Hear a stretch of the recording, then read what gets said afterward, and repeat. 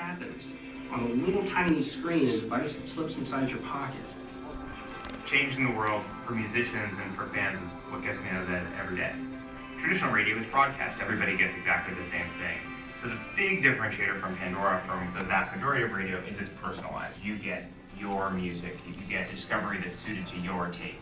Our hunch was that the iPad was going to be a great media consumption device.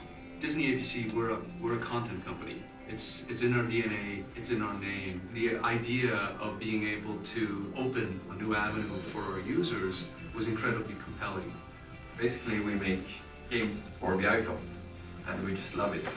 When we make a game, we try to make it close to reality, like Labyrinth game. It really feels like you have a physical steel ball you're rolling around, or with a touchscreen game, it really feels like you're fingerboarding for real. When the iPad was announced, I was sitting there with an ebook in my heart, wanting somebody to invent a device to put it on, and there it was. I have these hundreds of things in my office that are fascinating, and you don't. What can I do about that? The iPad is a device on which the practical implementation of magic books is entirely possible. We did an example of that with the elements, and now we should do more of them.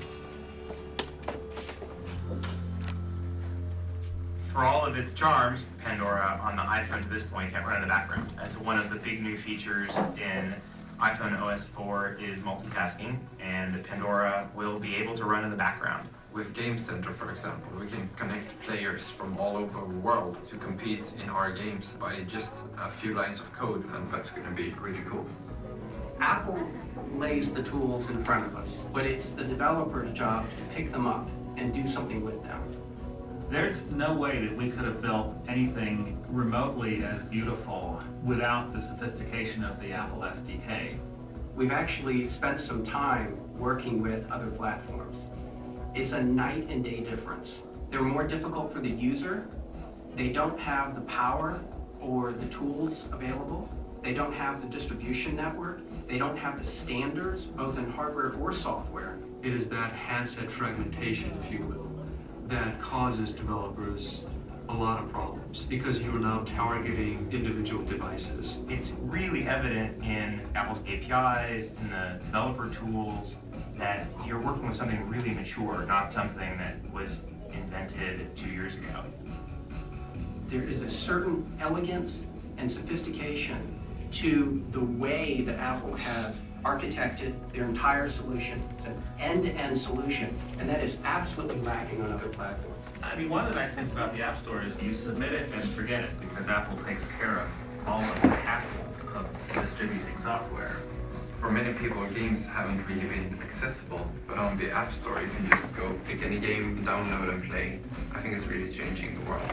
The store that we're represented on is immediately available to hundreds of millions of people all over the world. We've been trying for about 18 months before the App Store launched to figure out Pandora mode. We tried it on all different kinds of phones. We just had never really got the formula right. The morning we turned it on and we started watching the activations come in with more people listening on the iPhone by noon than we had accumulated in the previous years. There are literally tens of thousands of moving parts that have been reduced to one lever in Apple's SDK and the App Store and the platform. And because we don't have to worry about any of that, what we can do is focus on making great apps. Apple has given us the most amazing canvas to paint on. And now it's time to paint your masterpiece.